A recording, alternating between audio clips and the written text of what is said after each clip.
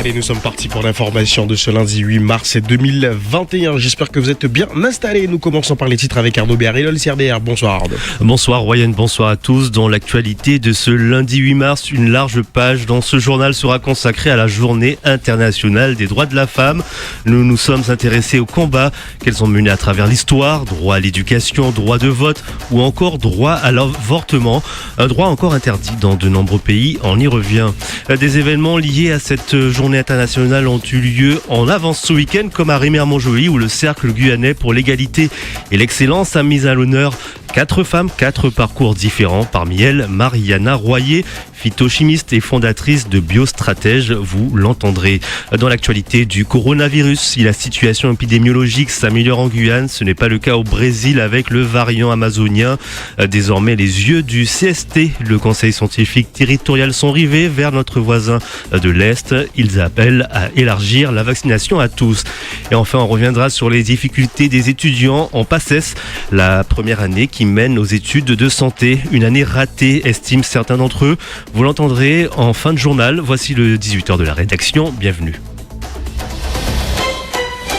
Et je vous rappelle que le 18h de la rédaction est en diffusion sur le Facebook Live de Radio Pays. Vous le disiez en titre, aujourd'hui 8 mars, c'est la journée internationale des droits de la femme. Oui, une journée à tous les secteurs confondus. La femme est à l'honneur. À l'occasion de cette journée, la rédaction de Radio Pays a choisi de se recentrer sur les fondamentaux de cette journée, les droits de la femme. De nombreuses luttes ont eu lieu au cours de l'histoire pour les droits des femmes, droit à l'éducation, droit de vote ou encore le droit à l'avortement. Et c'est sur ce sujet que s'est penché Edmé Doudi. Vous avez rencontré une femme qui a choisi d'interrompre sa grossesse. Voici son témoignage. Mettre fin à sa grossesse est un droit pour les femmes en France depuis 1975 grâce à la loi Veil. Ce droit, une femme a décidé de l'utiliser. Elle témoigne sous couvert de l'anonymat, nous l'appellerons Sarah, et il y a quelques semaines, elle a avorté. J'ai découvert que j'étais enceinte et j'ai eu un gros stress parce que c'était pas du tout le bon moment et donc j'ai utilisé ce droit en tant que femme. Une décision qu'elle a prise assez rapidement. Ces femmes sont suivies dans leur démarche, entre autres au service orthogénie, accompagnées par des infirmiers, et Marie Négrier, sage-femme. Nous proposons à toutes les patientes un rendez-vous avec la psychologue, qui n'est pas obligatoire, et une consultation avec l'assistante sociale, soit la psychologue, pour les mineurs. Elle est obligatoire pour les mineurs. En France, on a le droit d'interrompre une grossesse jusqu'à 14 semaines depuis la date des dernières règles. Du début de la grossesse à 9 semaines, il est possible d'interrompre sa grossesse par voie médicamenteuse. Et entre 9 semaines et 14 semaines, on propose une interruption instrumentale au bloc opératoire avec une aspiration. Elles sont accompagnées du début à la fin et selon la procédure choisie, cela peut durer plusieurs semaines. Durant tout ce temps, ça a été beaucoup de stress pour Sarah et pourtant elle a choisi de le vivre seule. Parce que c'était ma décision. Mais je pense qu'a posteriori, c'est aussi le droit des femmes de choisir l'accompagnement ou pas. Son compagnon est donc resté sur la touche. Il a tout appris après. Il a regretté, il aurait bien voulu m'accompagner. Je regrette de ne pas en avoir parlé assez tôt. Difficile d'en parler de l'avortement, même si c'est un droit depuis 46 ans. Le sujet reste toujours tabou, c'est ce que nous explique Marie Négrier. Les femmes n'osent pas en parler, elles ont honte. Je ne sais pas si c'est un quart des femmes qui font des IVG dans leur vie, c'est très fréquent, donc il ne faut pas avoir honte, ça fait partie de la vie d'une femme. Sarah, c'est le regard des autres qu'elle redoutait. J'ai craint les jugements de valeur. Ça a été ma décision et je n'ai pas à me justifier devant autrui. Comme Sarah, en Guyane, plus de 3000 femmes ont choisi d'avoir recours à l'IVG en 2020. Une intervention à ne pas prendre à la légère, mais qui reste un droit et pour certaines même une chance, celle de pouvoir disposer de son corps de femme. Voilà des réactions et témoignages au sujet du droit à l'avortement recueillis par Edmé Doudi. Et les inégalités hommes-femmes au travail persistent en Guyane. Oui, bien qu'en légère baisse, les inégalités en matière d'emploi restent présentes entre hommes et femmes. Si l'écart de rémunération se réduit chaque année, les différences de salaire entre les femmes et les hommes persistent. Dans la fonction publique, par exemple, les femmes en Guyane perçoivent en moyenne une rémunération inférieure à 15% à celle des hommes, selon une étude de l'INSEE en 2017. Ces écarts de rémunération s'expliquent par le fait que les femmes et les hommes n'occupent pas des emplois de même niveau ou même domaine. Et quelles que soient les catégories socio-professionnelles, les femmes en Guyane, tout comme dans l'Hexagone, sont sous-représentées parmi les agents occupant des postes de direction et d'encadrement supérieurs, soit 44,9% des cadres sont des femmes contre 67,2% des hommes. Un paradoxe puisque ce sont les Guyanaises qui accèdent davantage au diplôme d'études supérieures. 18,4% contre 16% pour les hommes. Et hommage rendu aux femmes par le CG2E, le Cercle guyanais pour l'égalité et l'excellence à l'occasion de la journée internationale des droits de la femme. Oui, le CG2E a pris de l'avance ce week-end. L'association a tenu à honorer 4 femmes dans les domaines de l'innovation, la santé, l'entrepreneuriat et le sport. Karine Sinaï-Bossou, chef d'entreprise et présidente de la CCIG, Nick Esblaise, chef de la pharmacie du centre hospitalier de Cayenne, Katia Bent, l'athlète championne d'Europe, vice-championne du monde et aujourd'hui conseillère technique à la Ligue d'athlétisme. Et enfin, la phytochimiste et fondatrice de Biostratège, Mariana Royer. Pour elle, être une femme dans le domaine de l'innovation et la recherche a été un challenge. Je pense qu'il y a plein de femmes qui travaillent en ce moment pour que ça change et que pour les pourcentages augmentent en fait dans l'innovation, qu'elle soit technologique ou sociale pour les femmes. Et de plus en plus de femmes entreprenantes, de plus en plus de femmes à des postes à responsabilité et de plus en plus de femmes récipiendaires finalement de prix d'innovation et de haute technologie ou même d'initiatives sociales. Dans votre parcours, avez-vous eu certaines barrières liées au fait que vous soyez une femme ? Oui, plusieurs challenges, j'appellerais ça plutôt des challenges.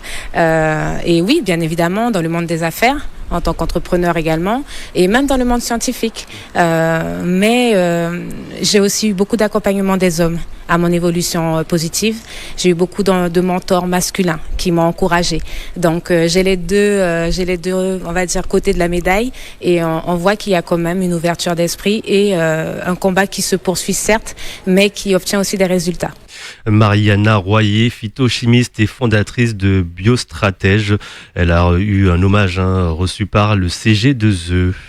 Enfin, plusieurs marches ont eu lieu en ce moment à Cayenne et à Saint-Laurent-du-Maroni, des déambulations à l'initiative de collectifs et d'associations qui appellent à faire du bruit dans les rues pour, je cite, ne pas oublier les discriminations qui concernent 100% des femmes. Radio Pays, la suite du journal. Arnaud Béhari-Lolsirder. Et on poursuit en faisant le point sur l'évolution de l'épidémie. Oui, vendredi, on comptait 66 cas déclarés positifs du 26 février au 4 mars sur 3573 tests réalisés.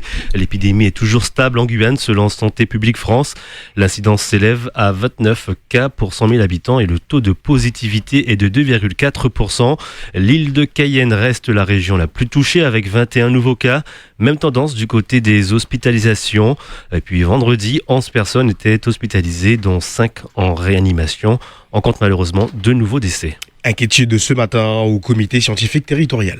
Pour cette réunion hebdomadaire des scientifiques à la CTG, le président Rodolphe Alexandre et les médecins étaient très inquiets de la situation de notre voisin brésilien. Hier encore, le pays a comptabilisé plus de 1500 morts du Covid-19 en 24 heures, en grande majorité à cause du variant brésilien. Un record dans le monde. Alors pour se protéger de l'arrivée de cette nouvelle forme de maladie en Guyane, une seule solution martelée depuis des mois par le comité scientifique, la vaccination. Les médecins appellent à ouvrir la vaccination à tous les Guyanais de plus de 18 ans. Pour le docteur Antoine Burin, il ne s'agit plus d'une question de moyens, mais d'une question purement politique. Il faut s'engager dans une campagne de vaccination massive. Il s'agit bien non plus d'y aller étape par étape, mais de permettre à tous en Guyane d'avoir accès à une vaccination qui est un moyen de lutter contre cette épidémie, un moyen comme un autre, mais un moyen efficace qui commence d'ailleurs à faire ses preuves, qu'on peut voir en Israël par exemple, et s'en passer serait une faute et serait dommageable et un dommage que l'on peut constater chez nos voisins. Parce qu'encore une fois, rappelez que ce week-end, il y avait de 1800 à 1500 morts au Brésil suite à cette variante brésilienne qui touche aussi les jeunes. Et se préparer à affronter ça, c'est l'essentiel justement de la responsabilité politique et de la responsabilité du syndicat, du comité, mais aussi de l'ARS et du préfet. Le docteur Antoine Burin du comité scientifique territorial, il répondait à Clément Buzalka. Le tracé de la frontière entre le Suriname et la France va enfin être clarifié. C'est une avancée considérable. C'était la condition pour qu'il y ait une vraie coopération sur la frontière commune, a déclaré le ministre des Affaires étrangères Jean-Yves Le Drian. La frontière longue de 500 km restait pour l'essentiel non fixée. Seules quelques portions avaient été délimitées par des textes internationaux de 1891 et de 1915. La signature entre les autorités françaises et surinamaises devrait intervenir dans les jours qui viennent. À l'université, des étudiants livrés à eux-mêmes. Il s'agit des étudiants en PACES, le parcours d'accès spécifique santé, la première année qui mène aux études de santé. Ceux de l'université de Guyane, du moins ceux qui n'ont pas abandonné ce rébif depuis des mois. Ils n'ont pas de suivi, des professeurs injoignables, des classements qui n'arrivent pas. Pour beaucoup, l'année est ratée. Ils ne peuvent pas redoubler. Florian Royer les a rencontrés. Des étudiants résignés. Sur les quelques 130 élèves que compte la promotion, très peu s'attendent à valider leur année.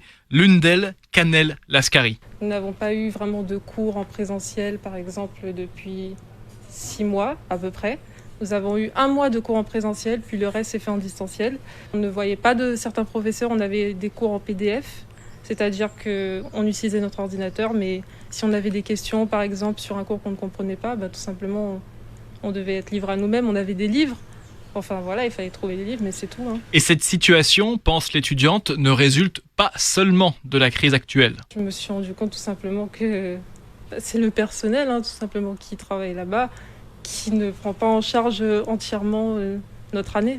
Je pense que c'est seulement le DFR de santé qui a un souci, parce que nous sommes les seuls étudiants à ne pas être retourné à l'université depuis cette histoire de coronavirus. Pour pallier les cours manquants ou en retard, les étudiants s'organisent donc entre eux.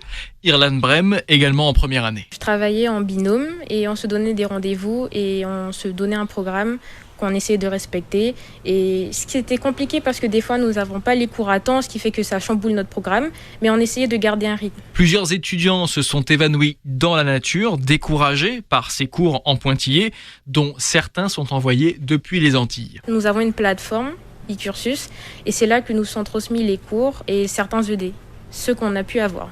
C'est compliqué, nous avons envoyé des messages, des mails, mais nous n'avons toujours pas de réponse jusqu'à aujourd'hui. Les étudiants les plus remontés ont fait appel au collectif Trop Violence qui a contacté le président de l'université qui lui va se tourner, assure-t-il, vers le département en question.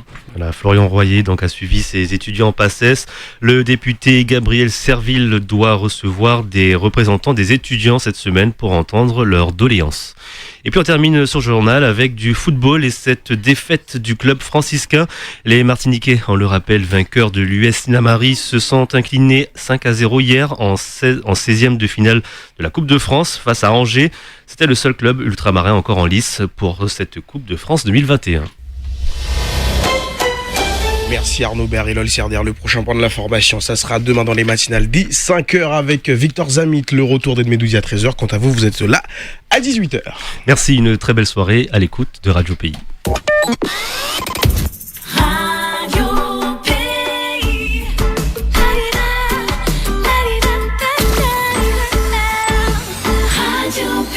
Juste après l'information de 18h, nous avons l'émission de José Blaisès. À toute vitesse, bonsoir José et Linley Berthier. Oui, bien sûr, bonsoir tout le monde, bonsoir Ryan, Arnaud, Linley. Oui, ça va, c'est un beau petit week-end. Il a fait, c'était bien, Clément, on va dire ça comme ça. Avec un beau